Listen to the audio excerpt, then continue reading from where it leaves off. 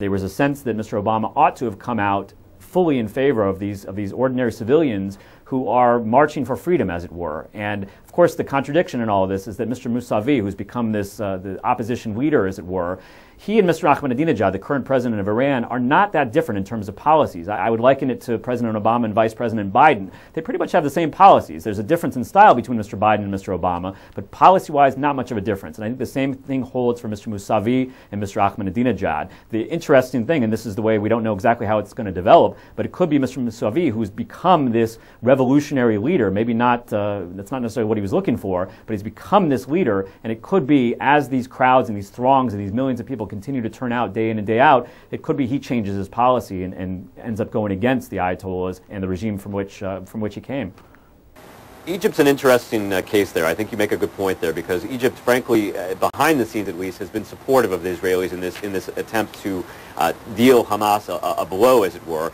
When Tzipi Livni, the Israeli foreign minister, met with President Mubarak in Egypt a few days ago, behind closed doors, Mr. Mubarak was actually in favor of this operation. Now, in public, the Egyptians have been saying that they're against the operation, that they condemn Israel's operation, but both the Egyptians and the Saudis very much see Hamas as a threat, not only to their own regimes in terms of the Muslim Brotherhoods and al-Qaeda figures that exist within their own regimes, but they also see the Iranians as taking very much a toehold and using Hamas as a way to gain a toehold in this region. Iran, of course, doesn't have great relations with the Saudis and with the other Sunni Arab leaderships. So I think this has to be seen in the larger context of the battle between the Sunni Arab states and the Shiite non-Arab states, Iran in particular, Ross. In the middle of the conversation, she very nonchalantly says to me, you know, by the way, my Katyusha rocket hit my apartment, direct hit, leveled everything. It didn't seem to affect her in a very real sense. Most people would have gone running and moved out of the country immediately. She was very defiant, feeling that if anybody's going to leave their homes, it's going to be the terrorists. Other people in Haifa, I've met with the mayor of Haifa in particular, and as I was speaking with him, he was telling me how Haifa is a town of Arabs and Jews living together and how it's a town of coexistence.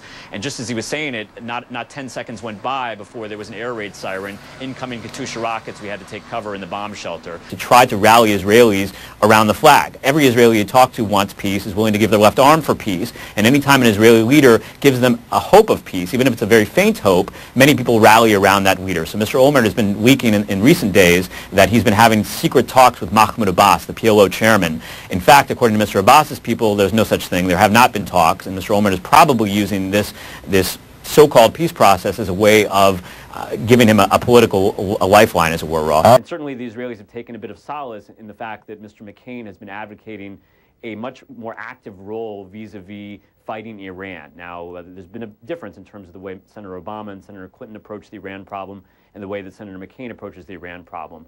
Many people, when I'm in America, always ask me, you know, so what do I care about Iran? I live in San Jose. What's the big deal? Aside from the fact that Iran is building an intercontinental ballistic missile that could potentially deliver a nuclear strike on downtown San Jose, Iran could, of course, also package a nuclear weapon in such a way that it could be a suitcase bomb that could go off in any American city around the world. So it's something that the Israelis pay quite a lot of attention to, and certainly all the presidential candidates are as well. Yeah. And what all those attacks have in common, of course, is that they're all backed by Iran, whether it was Hezbollah in the north, whether it was Islamic Jihad in Gaza, or whether it was the Iranian Republican Guard off the coastal waters of Iran. Iran very much trying to send a message to President Bush that, Mr. Bush, you may be coming in on Air Force One with your massive entourage, but ultimately we, the Iranians, run things here in the Middle East, Ross.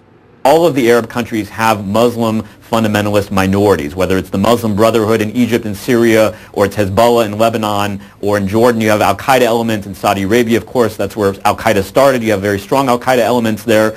All of the Arab dictators are looking at this and saying, look, al-Qaeda obviously is going to be emboldened by this. Hezbollah is going to be emboldened by this. The Muslim Brotherhood is going to be emboldened by this. All of these folks are looking to Hamas as having won the election democratically in an election that was sanctioned both by the Bush administration and by Mr. Sharon and Mr. Olmert ultimately.